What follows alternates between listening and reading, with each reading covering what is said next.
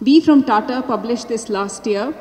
So where I looked at patients with advanced gastric cancer, we published it in Medical Oncology last year. We looked at 144 patients.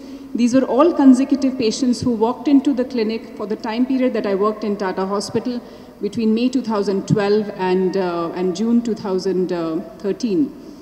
So we had at least 6 months of follow-up for each patient, and the median follow-up of the study was about 10 months. So 128 patients received first-line chemotherapy. The median age of the patients was 51 years, very different from the Western data. But again, this could be related to referral bias or maybe the younger structure of our population. 38% patients in this study had signet ring histology. Again, this is significantly higher compared to reported in the Western literature, where it is 18 to 20%, 18% from the SEER database.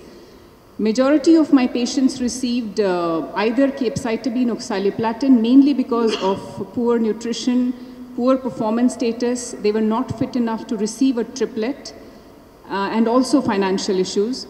17% received EOX and 37% received DOX, which was given at 2 weekly intervals.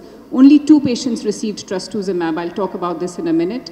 The median progression-free survival was 6 months, very much consistent with the Western literature, and the overall survival was 8 months. The response rates, I looked at taxane-based versus non-taxane-based, was pretty much similar in both the arms.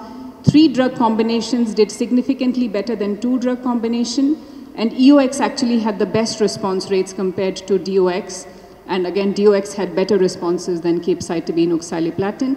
In multivariate analysis, the only significant factor affecting overall survival was performance status and the use of taxane.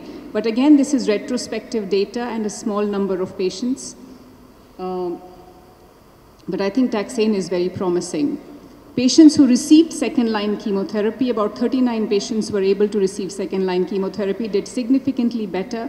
The median overall survival was 12 months versus 6 months in these patients.